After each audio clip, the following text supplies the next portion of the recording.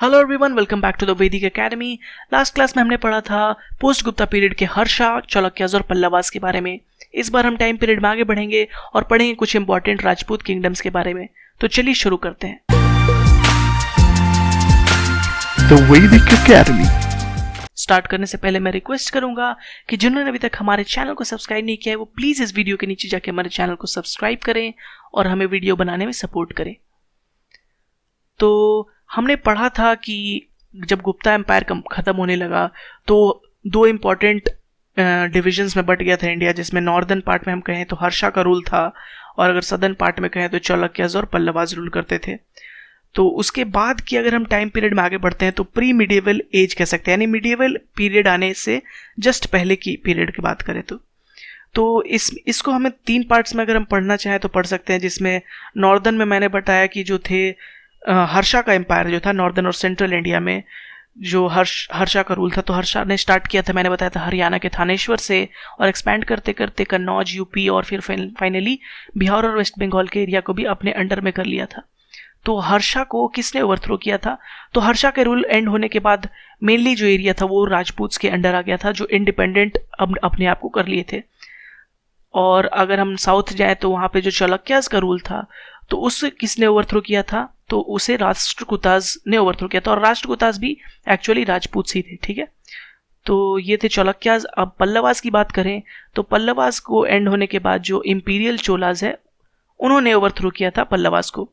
ठीक है, तो ये बार बार क्वेश्चन आता है, याद रखिएगा चालुक्याज को किसने ओवरथ्रो किया था ये, और पल्लवास को किसने ओवरथ्रो किया था। ठीक है, ये आप याद रखिएगा। तो चलिए, इस वीडियो में हम लोग चोलाज के बारे में बात नहीं करेंगे, हम लोग सिर्फ राजपूत किंगडम्स की बात करेंगे। तो राजपूत्स मेनली जो इंडिपेंडेंट रूल करते थे वो 7th से 12th सेंचुरी यानी अराउंड 500 ईयर्स तक प्योरली राजपूत्स का सेंट्रल और नॉर्दर्न इंडिया में दबदबा था।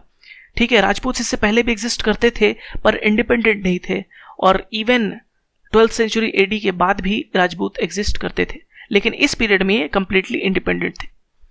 तो इसे हम दो पार्ट्स में पढ़ सकते हैं। सबसे पहला पार्ट जो होगा वो होगा ट्राइपार्टाइट स्ट्रगल फॉर कन्नौज। तो कन्नौज हमने देखा था कि बहुत ही इंपॉर्टेंट बनकर उभरा था, इसके ऊपर कई लड़ाइयाँ हुई थी। हर्षा ने भी फिर फाइनली इसे अपना कैपिटल बनाया था।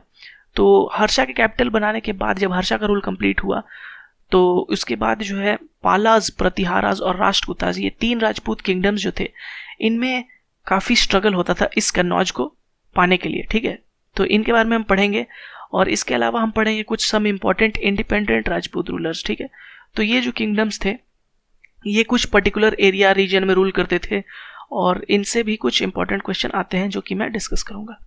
ठीक है, तो सबसे पहले आता है ट्राइपार्टाइट स्ट्रगल के बारे में। तो इनमें जो सबसे पहला रूलर डायनेस्टी कहेंगे वो है पाला डायनेस्टी। ठीक है, तो पाला की बात करें तो पाला डायनेस्टी जो है ये बिहार के मुंगेर, जिसे मुंदागिरी भी कहते हैं, उस वहाँ पे इनका कैपिटल था, फिर उस एरिया को रूल करते थे। ठीक है, तो ये थे पाला डायनेस्टी के रीजन की अगर बात करें तो वो मुंगेर इन बिहार कहेंगे। ठीक है, फिर मुंदागिरी इन बिहार। तो इनके फाउंडर कौन थे? बार बार आता है ये क्वेश्चन। ठीक है, याद कर लीजिए, गोपाला फाउंडर थे पाला डायनेस्टी के। नेक्स्ट अगर हम आए तो अगर हम बात करें कब करना इनका रूल स्टार्ट हुआ, तो ये रूल स्टार्ट हुआ था गुप्ता एम्पायर के कंप्लीट होने के बाद ही। लेटर गुप्तास जब वीक हुए तभी से रूल करते हैं।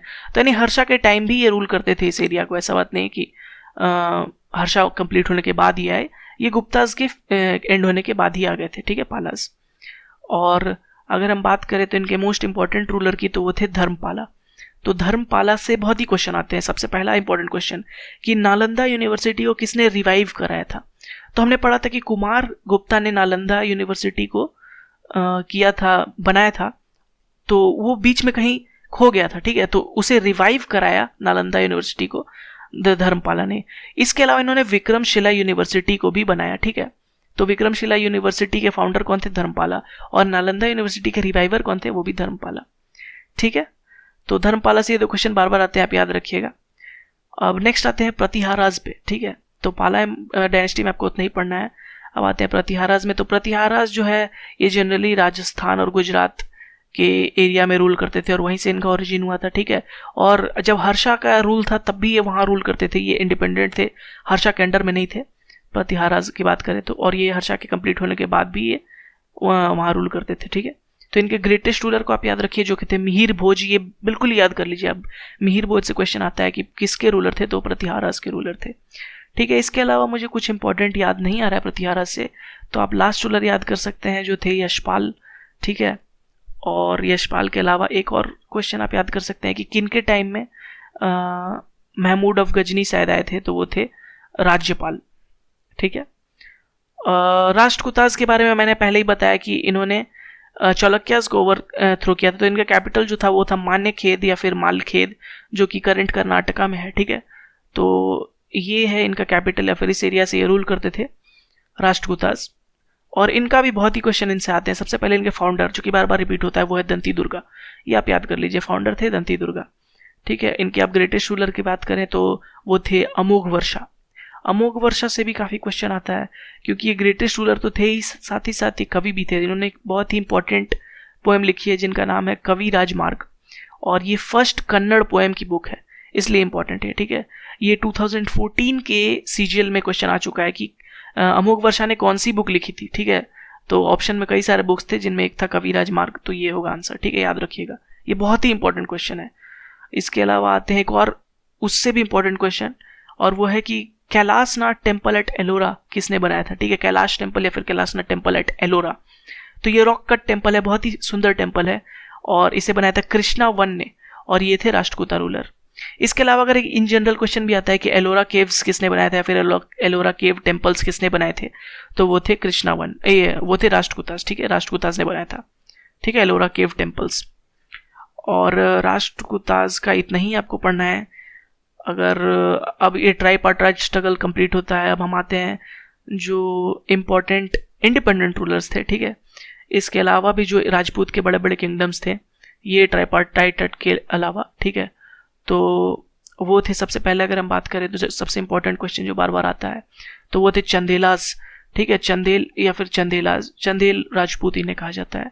तो ये बुंदेलखंड के एरिया को रूल करते थे, ठीक है, चंदेलास ऑफ बुंदेलखंड। और इन्होंने खजुराहो टेम्पल बनाया। ये क्वेश्चन बार बार रिपीट होता है एसएससी सीजीएल में कि खजुराहो टेम्पल किसने बनाया है, तो चंदेलास या फिर चंदेल राजपूत ने बनाया, ठीक है। और ये बुंदेलखंड के एरिया को रूल करते थे। सेकंड जो इंपॉर्टेंट राजपूत थे वो थे चौहान्स। चौहान के बारे में आपने बहुत सुना होगा, और ये दिल्ली एरिया को रूल करते थे मेनली, ठीक है। और इनके सबसे इंपॉर्टेंट रूलर थे पृथ्वीराज चौहान, इनका नाम तो सब जानते हैं। पृथ्वीराज चौहान से अगर हम इन्होंने दो इंपॉर्टेंट बैटल लड़ाई लड़ी, जो फर्स्ट बैटल ऑफ थरेन और second battle of Tarain. First battle of Tarain में इन्होंने मोहम्मद घोरी ने जो हमला किया था उससे इन्होंने हराया था पृथ्वीराज चौहान ने, और फिर माफ़ कर दिया था, क्षमा दे दिया था।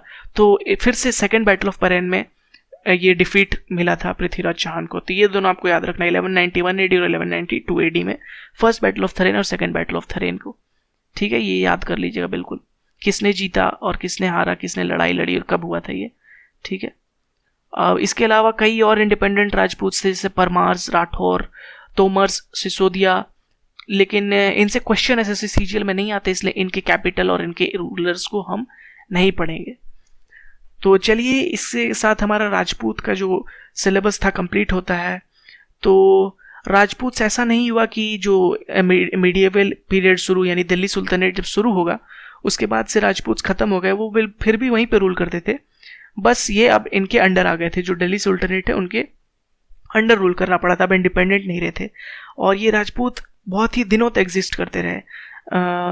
हमने देखा कि महाराणा प्रताप जो कि बहुत ही फेमस राजपूत रूलर थे, उन्होंने फिर लड़ाई लड़ा था अकबर से in the battle of Haldighati, ठीक है।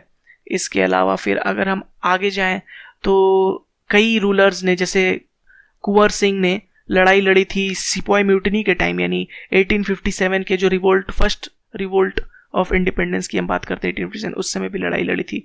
और इवन जब इंडिया आज़ाद हुआ यानी 1947 में, और तब भी कई राजपूत के प्रिंसली स्टेट्स थे, यानी जितने भी इंडिया में प्रिंसली स्टेट्स थे जो इंडिपेंडेंट थे, ब्रिटिशर रूल के अंडर नहीं आते थे, उनमें से जो मोर देन 50% वो राजपूत किंगडम्स के ही थे, ठीक है। लेकिन फिर बाद में उन्होंने जो इंडियन गवर्नमेंट के साथ वो मिल गए और अपना किंगडम वो इंडिया को कंट्रीब्यूट कर दिया था उन्होंने। तो इसी के साथ फिर जब इंडिया फाइनली आज़ाद हुआ, हम कह सकते हैं इंडिया का फाइनली कॉन्स्टिट्यूशन फ्रेमवर्क बना, तब जाके राजपूत का रूल खत्म हुआ। तो one of the longest ruling हम कह सकते हैं इनका रेन रहा। इवन मैं आपको एक फैक्ट बताता हूँ कि जो राजस्थान जो एरिया है, जिस स्टेट है, उसका नाम भी राजपूताना था टिल 1956। लेकिन फिर 1956 के बाद स्टेट रीऑर्गेनाइजेशन कमीशन जब बना तो फिर उसका नाम चेंज करके राजस्थान बन गया। तो अब इतना ही पढ़ते हैं इस चैप्टर में।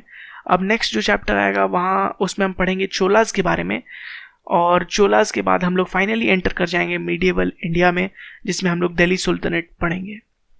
तो उम्मीद करता हूँ आपको वीडियो अच्छा लगा होगा, कुछ इन्फॉर्मेशन आपको मिली होगी, कुछ इंपॉर्टेंट क्वेश्चन आपको मिले होंगे।